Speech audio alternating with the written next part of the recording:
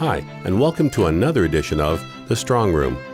I'm talking with Sheri MacMillan from MacMillan Estate Planning, one of the leading experts in this important field. So, Sheri, let me start by asking, could you explain what you mean by harmony in estate planning? So I would define harmony in estate planning as ensuring that your family does not fight over your estate. And there's not a family that I know of that haven't heard of a story or two or had experience in their own family unit where families have fought over an estate. Now, the reason for that, in my opinion, is you're dealing with the most emotional point in life because you're dealing with death, but you're also dealing with topics that we never want to talk about. We're told not to because they cause disharmony. So things like religion, money, politics, well, they show up in an estate. And so now you have a passing and you have all of these other dynamics mixed into it. It's actually quite a revelation if a family doesn't have disharmony. They've actually accomplished something, in my opinion. So knowing that is what we're going to face at those times of life, well, why not sit down and talk about where we may have soft issues that could really nail us or impact us strongly and break down the family harmony. And so by being proactive, and that's the point of this, by being proactive and finding where those soft issues lie in the family, we can eliminate them. When there isn't strong emotion being evoked because of the passing, when everybody is in a calmer place and we're living happily and we think we have forever to live, that's the right time to give these kinds of discussions and thoughts the right appropriate manner and also planning. So what typically happens when there is disharmony among siblings? Generally, there is going to be disharmony among siblings if we don't forward think what the conflicts could be and how they might arise. So, obviously, if you have a situation where your children have not got along perfectly through your life expectancy, why would we expect them to get along well when you're gone without having you there to stick handle and mediate that discord? So I always share with families, we have to look at harmony from a very practical point of view, meaning, what is your family dynamic like and what has it been in history? Because that's a great indicator of how it will continue. So if you've had a couple of your children, that haven't spoken for a couple of years, the worst thing we could do is set them up to work together. Alternatively, if your children have always got along well, then perhaps it will work. What if the family is fighting over assets like companies, farmland, or their primary home? So it's common that we all have sentiment when it pertains to our estate. So some of us think it's really important that we should be entitled to inherit the car that father rebuilt through his life, or we have a family business and we're attached to it. And the other one that's often a real issue is cottage, because that has a great meaning in a family and it has a lot of sentiment attached to it. So one of the things I always share with families is if we proactively understand where people are emotionally attached, where is it that they have this strong passion and entitlement, then we can find a solution. So because these assets are sentimental to our family, they become quite emotionally attached to them, and that always can cause conflict. But if we're proactive, and that's the important piece here, is we need to be proactive in having the discussion while the parent group are still here to have authority.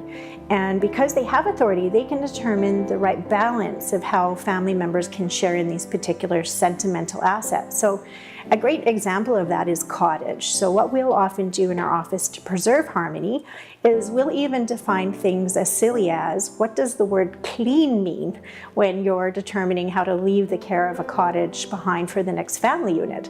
And so it may sound a little juvenile, but it matters. And the reason it matters is that's where those issues of discord can occur. And so in a cottage situation, we often build it more like a business plan in the family. Maybe if you have 3 children, every 4th month they receive a different month in that calendar year to use the cottage so that it ends up being a fair division of particular seasons. So there's lots of co-creative ways to resolve these kinds of conflicts and keep the harmony in the family, because after all, we didn't build our estate for our children to fight over it. We built it so they can enjoy it and it can create further memories in their lives and potentially even into the next generation of the grandchildren. So what do you do in the situation where, let's say, one child has an undue influence over a parent? So there's always a challenge that a child can take advantage of us as we age, one that might have a strong personality, one that may have had a very strong dynamic with their siblings, and this is not as uncommon as you may think. Very sadly, we've actually seen some elder abuse in this area, and so we have to be very conscientious of how we go about building your estate to build in some protections.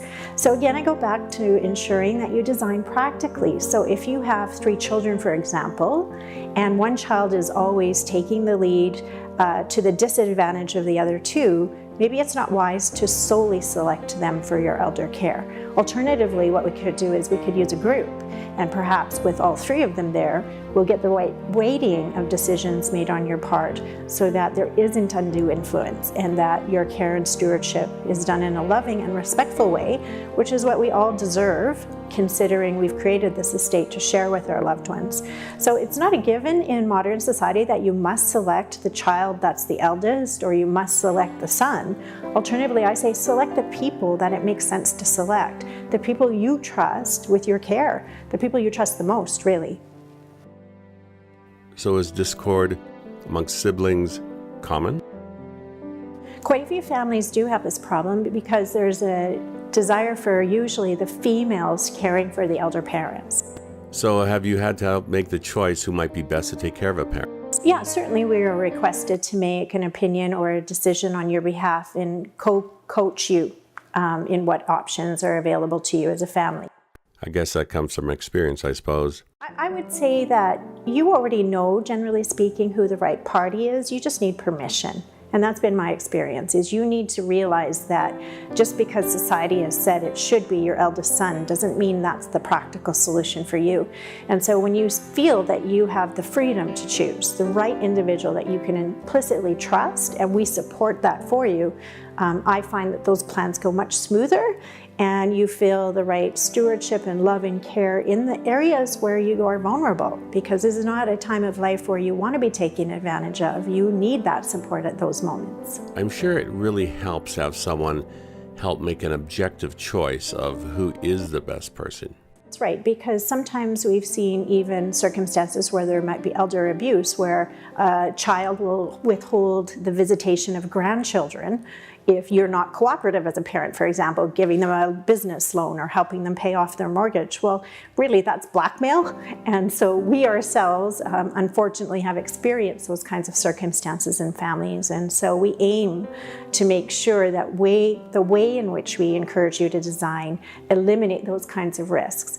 And as parents, we know our children. We know where their areas of strength and weakness are. We just need permission to acknowledge it. And we hope we give our families that safe environment, that they can feel normal, that they have these types of issues in their family, and that they can select appropriately regardless of how the community may see it and regardless of what society says, that they're selecting properly for themselves. Well, what if one child feels more entitled to the family business? One child helps the parents more than the others, and the other one doesn't help or care. Then I would say your family is normal if you have issues within it. It's been a long career for myself, over 20-some years, and I have never seen a family that doesn't have an issue or two. So acknowledging what the issues are is the first step. And the reason for that is we can't deal with what we don't understand. And so because your children are so unique, we're obviously going to have to look at each individual player in the family dynamics and see how they'll respond to particular kinds of situations. So everyone has a different interpretation of what fair and equal is. And that's the challenge, is if we don't understand what the children's expectations are, and we don't communicate what we expect, then we're going to have discord no matter what we do. And so what's really, really important is to look at each individual's child, what their strengths, weaknesses are, but also, more importantly, what are their expectations and what is their measure of entitlement. So if you have a son that's been working in the business his whole life, he may very well have an expectation that he's entitled to that business. And so we need to be very candid, and we need to get creative in finding ways in which to keep harmony in each individual family. It's very customized. There's no perfect answer. That's why we also have psychologists at MacMillan. You actually have psychologists? Over the years, when we do run into conflict with family, and by the way, that's at least half of the time, we do have on staff different family therapists or business psychologists so that we can contend with what issues are arising in that family and get very constructive on finding a solution. I suppose this can be very emotional for people. This is so emotional. Obviously, there's a few things in the world we try not to talk about. One of them is our money, one of them is politics, and the other is religion. And when you think about estate planning, we're talking about all of them. Over the years, I came to learn very quickly in running the business that a lot of families have emotional issues. And because we're working with these three categories, religion, money, passing, all of these really important areas, it is a very emotional experience often. And so, as professionals, lawyers, accountants, financial advisors, that's not our expertise. We didn't train for that. And so we added those members to our team over the years because we require them. And the reason you require them is if your objective is to not have discord in your family, but to preserve harmony, then we need to sort through those issues. And we call them the soft issues in your estate. And I will tell you, you have them. Every family has them. So, whether or not you have a child that's fought with their siblings, whether you have a child with addiction, whether you have a child that's a horrible spendthrift, they can't keep 5 cents together, those are real issues in real families. And so what we do is we can calm the situation and neutralize the situation with psychology, because often those kinds of issues need clarity. When we're in emotional angst, it's very hard to be very clear and concise about what the right answer is. And so it's important to calm and leave space for us to find the right answer. And the right answer might be different this year than in 5 years from now. So if your child completely recovers from addiction, as an example, then maybe we don't need to be as rigid in the way we design the estate for that child. But perhaps today that's the right design, because otherwise that value might be utilized for drug use and kill the child, and we don't want to enable that. So you can see why psychologists become part of our family in estate planning, and they need to be there for the times that we have crisis. And of course, it's not a secret, in estate planning people pass, and then we need grief counseling for the family unit as well. So there's many areas in life that we all need support, and we are happy at MacMillan that we can provide that to families when they need it most. This is a rather delicate subject, but how do you handle bloodline protection in blended families? It's a very good question, and most of us today actually do have blended families, because half of us divorce and then we get into a new relationship. And so the complexity is, how do you design an estate when you have two estates coming together and two separate family lineages? So I will suggest that the easiest solution is something called a trust. And the reason for that is a trust can protect and wrap around the family's wealth and protect it solely for the originating bloodline. And so this is a wonderful tool that we use in estate planning to preserve blended families' asset base for the right family, because we don't want to lose our estate, obviously, that we've worked hard for in our own bloodline. And so I think we at MacMillan sometimes tease our clients, and we call this the dating service, because we want you to have the freedom to pursue new relationships, but we don't want you to jeopardize your retirement, obviously, nor do we want to jeopardize the estate that you're intending to go to your loved ones and your children. Does it get more complicated with more money and assets?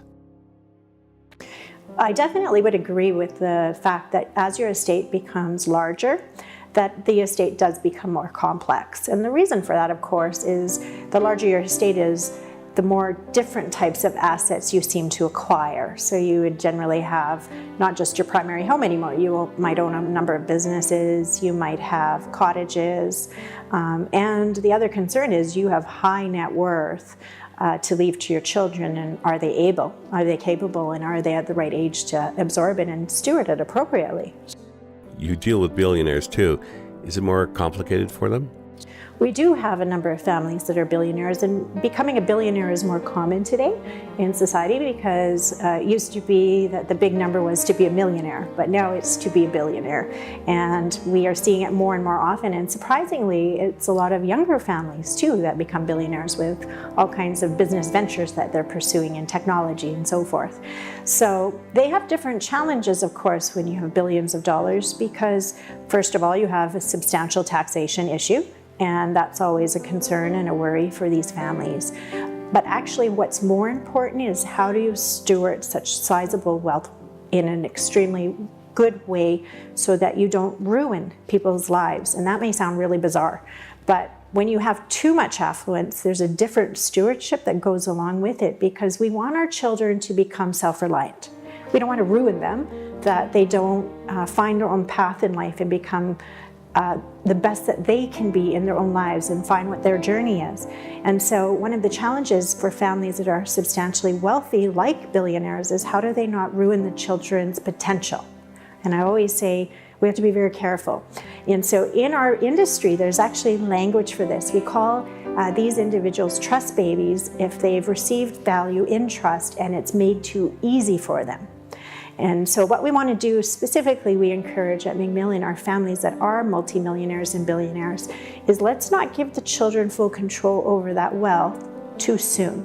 And when I say too soon, we're actually suggesting today that they don't even have control over it in their 20s, because the 20s and mid-30s is when most of us in modern society come into our own and find our own path. It's when we finish university, it's when we find our spouses, and if it's made too easy in that duration of time, we may not do that. And then we call it a waste of potential in that child, and no parent wants that for their child.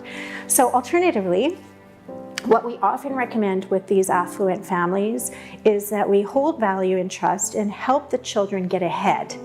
Give them a step up, not a step into laziness or a step into being non-productive, but rather find their purpose and calling. So maybe they should be a physician. Maybe in some wealthy families, the children are more driven to philanthropic work because they have that luxury. But to become the best that they can be and utilize their own potential. And that's all any parent wants. It doesn't matter how affluent a parent is. We all desire our children to be the best they can be. And so for families with high net worth, this becomes more challenging. And so this is why we build in what we call incentive trust. And incentive trust is really interesting. It allows you as a parent to parent your children as if you're here. So let's assume you've passed, but you're leaving this substantial wealth to them. I always encourage families to build in the design that they would build if they're parenting. So for example, would you give your children the opportunity to take a gap year and go travel and get some life experience? If the answer is yes, then the trust can create that. If you would expect them to pass university before you pay for the next degree, then we can put in some rules like that. And one of the other interesting ones that we're seeing done more and more is as the children find their own path and come into their own, we encourage them by potentially giving them an equivalent value out of their trust as to what they personally are earning. And so you can see by doing that, it actually motivates the children to find their path and do what's important to them. And we're finding these kinds of techniques allow us to guide our children to come into their own and to find their potential and really live up to it. So I suppose you have seen it all, from extreme wealth to extreme success. That's right. And so I would say that, of course, people that come to do estate planning are often in extreme situations. That's why they've pursued us, is to gain and glean what we already know in working with other families. And we borrow all the time from lovely families that have faced issues that you face in the community. So, commonly we see families with high net worth, and they've come into high net worth, and this is the first time they know how to deal with that kind of wealth. What are they supposed to do? They don't know, and so they need that wisdom. Or we have families that come in when they're in distress. This happens very commonly. Their children has just been diagnosed with borderline personality and they've smashed their car up. Okay, well, we need to deal with this reality of that this is the limitation that this child might have. And so one of the things I always say is no matter what your net worth is, we're all humans and we all have very similar dynamics. Then how do you equalize the estate amongst disgruntled children and stepchildren? So this is very common in blended family. It's also common when we have family business and discord. So there is a solution. And if you already are aware that children have some conflict between one another, then my suggestion is that we don't use a will to transfer the wealth to them. Because the moment we use a will, they can challenge that. And when they challenge the will, what can happen is the discord becomes magnified. And so there's a different solution that we recommend. The solution we recommend is something called a trust. And in specifics, what we do is we actually execute your estate today while you're alive. And we transfer it to this family trust. And they are simply the beneficiaries of the trust when you pass on. And the great part about this kind of trust is they can't challenge it. So whatever ratio you give to them and in whichever way in your building in guidelines and so forth, they can't argue. And so it can eliminate those kinds of conflicts that we face as real families in the community. Children can be quite clever. Absolutely, and children are the smartest because what they have on the line is an inheritance.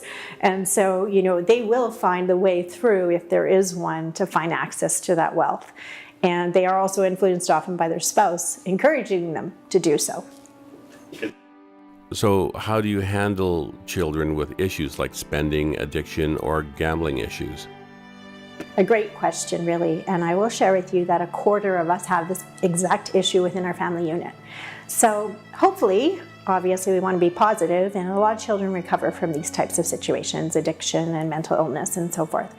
But we also have children with spendthrift spending abilities, and maybe they'll never recover from that either.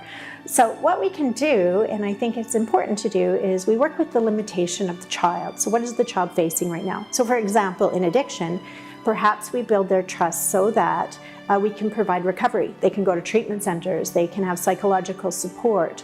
Maybe we hold their asset base inside their estate plan instead of outside, and that way they can't be influenced to sell assets to use for inappropriate things like drugs. So what we do is we look at each child's situation, and then we really customize what is going to be the solution for that particular issue.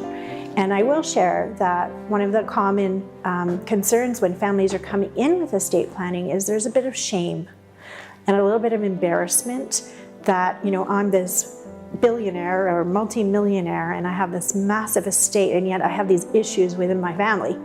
And so do I go to seek professional help because it's quite embarrassing? And I want to tell you, it is so normal. There's not a family out there that doesn't face some sort of issue through their lifespan. So come in, understand that we know that, and we expect it. That's why you hire us, is to give you that wisdom and those tricks of the trade. It could beg, borrow, and steal to get your family that harmony you're looking for, but also healthy. And that's an objective of most of us when we design our estate. It sounds like you really have to be extremely honest with your clients. It's really true. We have to be very real with our families. There's no sense in not understanding what's really happening. In order for us to plan properly, we have to be authentic with every single family we work with. So we have no hesitation sharing with our families issues we all face as families. So, we have some professionals in our office who've gone through a divorce. So when they're helping somebody that's going through a divorce, they understand that. And you share your life experiences too? Yes. Even myself, for a window of time, I thought I was terminal, and I'm not. But now when I work with somebody who comes to me and says, I'm terminal, Sheri, I get that. I understand how that would impact your family and how scary that is. And so I think one of the things we encourage our team at MacMillan to do is draw from your own life experience, because we're all real human beings. So you were actually thought that you were going to die? I did. For a window of time, I was told I only had 2 years to live. And, I was like everyone else, terrified, praying to give me, 2 or 4 more years so I could get my crap in order like everybody does. And I started to get everything in good order, and then I was told I'm not terminal. And so as bizarre as this may sound, I'm the most grateful for that life experience. So you know that. Many of my clients literally are passing or are terminal. And so, for us to have appropriate empathy for them, I'm so grateful that I had that life experience, because when someone is terminal, it doesn't just impact the person who's terminal. It impacts the entire family unit. Everybody's grieving, everybody's in fear. So how did you feel? Give us a brief snapshot of your emotions, panic, and all that kind of stuff. How did you feel? So, what emotions were you feeling? Yeah, so I think the first one is denial. That's what we experience when we're told we're terminal. We don't believe it. That can't be us. That's somebody else on the street. So that was my first reaction, and I think that's very normal. And then, of course, you go through the 5 phases of emotions like everyone does. But one particular moment that broke my heart when I thought I was terminal is I caught my husband. He didn't know I was in the room, and he was crying. Because the whole time he thought I was terminal, he was behaving in this very strong way for me. And I came in the room and I realized, he's fronting. He's fronting for me. Of course, I love him to death for it, But I really appreciated at that moment that this is what other families are going through, because when they come into our office, we are always, so concerned about the person who's terminal, which of course we want to be. But it's so much bigger than that. It's about the loved ones that are going to be left behind and have to deal with it. And so, as bizarre as this may sound, I'm exceptionally grateful for that life experience, because two things it did for me. It helps me run an estate planning company with empathy. And it also makes me appreciate that all of us live in the moment and appreciate what we have, because that's what we have. And so it doesn't matter how affluent we are, it doesn't matter what our net worth is. We have today. And so making sure that today is precious, and making sure we're following our dreams in our heart, and making sure that conflict doesn't come into the family, because we have no time for that. We need to be living our lives. What about children who are pressuring the parents while they're still alive? Unfortunately, I would like to say this never happens, but it does. It's a small fraction of the community that this occurs in, but there are children who feel entitled to parents' estates prematurely. And we come across it. They'll bring their parent into the office and say, I think my parent should design their estate to give their estate to me. And they should do it in their lifetime, right? So we have to look at the situation and determine if it is right. So the first thing to know is you're going to live to 100. So you shouldn't be prematurely giving too much of your estate away too early. And certainly you shouldn't be pressured to give your estate away. It needs to be shared because you want to share it, not because somebody has told you you should. You've literally had to deal with bullies. We have often dealt with children who are bullying their parents. And where we see that more often than not is in the female left behind. Because historically our male figureheads were strong and the children wouldn't dare pull this crap with their family unit. But because the father has passed and the mother has relied upon the father financially all this time, then the children take on the responsibility and stewardship to help mother. But we want them to help mother, not themselves. That's the whole point. So I suppose they think they know best. They want to take it off mom's hands, and they actually want to spend it. And so we have to wait on taking it off mom and dad's hands, obviously, until mom and dad have lived out their life expectancy. And so on occasion, we fire the children of our client. Oh my God, what do you mean? We do, because of course you cannot plan an estate with undue influence, and children can kind of put that pressure on a parent. And so we often hold a lot of our family meetings solely with the parent alone. So although we may include the children in some of the meetings, we must be very clear that this is the parent's direction. It is not the child's direction on that estate. Oh, so you become the mom's advocate. Well, we must be the advocate for somebody that's just lost their spouse. And the reason for that is nobody's balanced in the family. Mom isn't balanced, she's just lost her husband. The children are emotional and they're going to do things that probably they shouldn't because of being in an emotional state at the outset. So I always say to families, and there's wisdom that we've worked with family psychologists, they say do nothing the first year. Do nothing the first year, because you need to calm down. You need to get centered before you can make appropriate determination of how to divide and structure the estate appropriately. Then what would the number one piece of advice be, say, right after someone's passing? Do nothing. Do nothing, and do nothing for at least a calendar year. Heal, grieve, feel sad, then move on in the business modeling, because you have that luxury. There's no urgency. We don't have to panic. We know the estate goes to mom or dad, whoever's passed first. And really what's more important is that you're self-caring during that period of time. Tax planning and legal planning can wait. And they'll sell everything that reminds them of their spouse. And we see that sometimes. That's a first reaction of, I can't be in the house where he lived, or I don't want the cottage where we spent time together, or I got to get rid of that car. But then families regret that later when they calm down and grieve. And so we always encourage families, when you lose somebody you love that dearly, hold off on making any decision that has a long-term consequence, at least for a calendar year. Because we can still make the same decision a year later, but you can't reverse the decision sometimes. So if you've sold that cottage and then changed your mind, it's already sold. This is all very fascinating. So tell me, what is the takeaway? What is the best way to keep harmony in the family after a death? So I think the best way to keep harmony in any family is to understand what the issues are. So we need to communicate. We need to know fully where your issues lie in your family. If we don't understand that, we can't build a plan that will keep harmony, because we're going to be disruptive in the design. And so, for example, there's no point in you not telling us when we're designing your estate plan that your 2 sons didn't speak for 2 years. We need to understand that. So then we already know that there's a history there. And we also need to know, what was it about? Oh, it was about addiction. Okay. Is the child still experiencing addiction? Because in order to find the solution, we have to understand the issue. And any counselor will tell you that. You can't fix what you don't know is broken. And so in estate planning, we need to understand the broken parts of a family to build the best plan and keep harmony possible. If we ignore or neglect those areas, we will actually stir the pot sometimes by accident and cause a complete disruption of what your hopes and goals are for the family unit, which is obviously harmony. Why not just read the will and lay down the law? I think the reason for that is, in modern society, our parents have a very different dynamic than they once had with their children. So historically, our parents kept their estate very private. You know, we only inherited it when they passed, and we inherited a small amount. And whatever the wishes were was what it was, and we just had to accept it.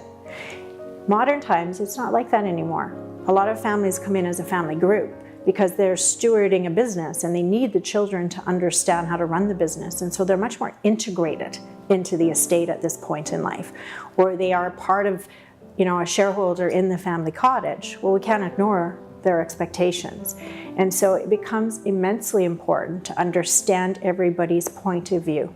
So one of the techniques that we use at MacMillan is that we hold family meetings, not just with mom and dad. So when we do an estate plan, we get to know mom and dad and their goals and objectives, obviously, and what they feel is important. Once we've built that plan and customized it to meet mom and dad's needs, we'll often then at the end of that process bring in the whole family unit, and we share the plan with the family. Not numerically, we're not talking about the detail. What we're talking about is the broad concept. So your son John is going to inherit the business, your daughter is going to inherit the lake property, and we only ever bring in the actual bloodline. We don't bring in their spouses, because if we bring in their spouses, we're going to cause conflict.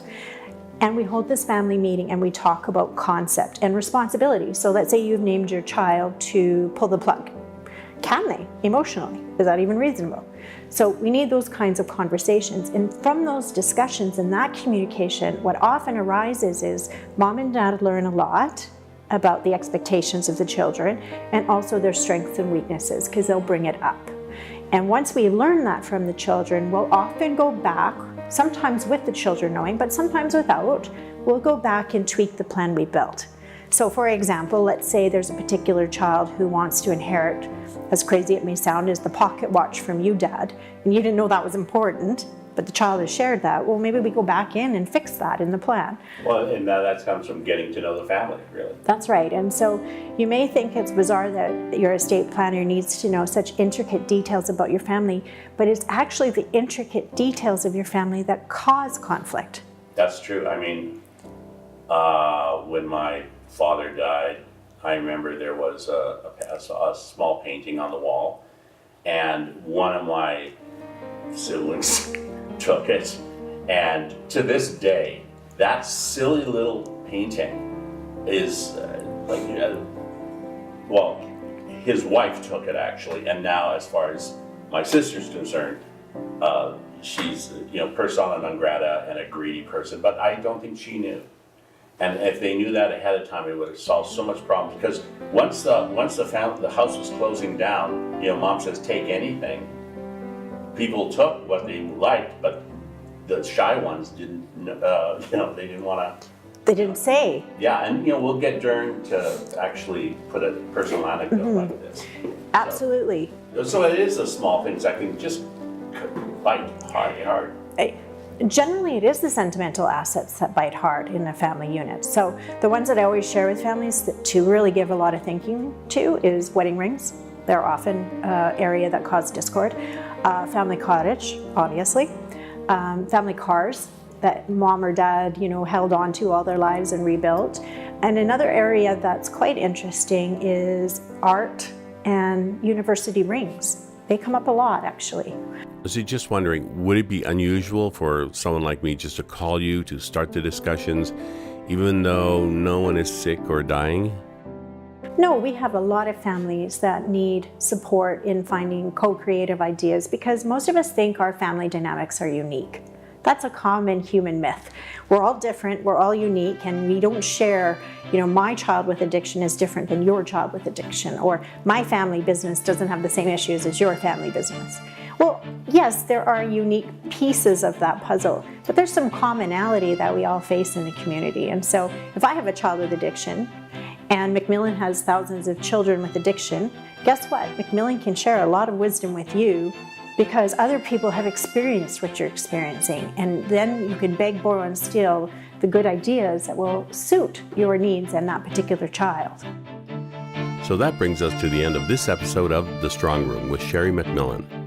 If you have any questions, visit our website at macmillanestateplanning.com.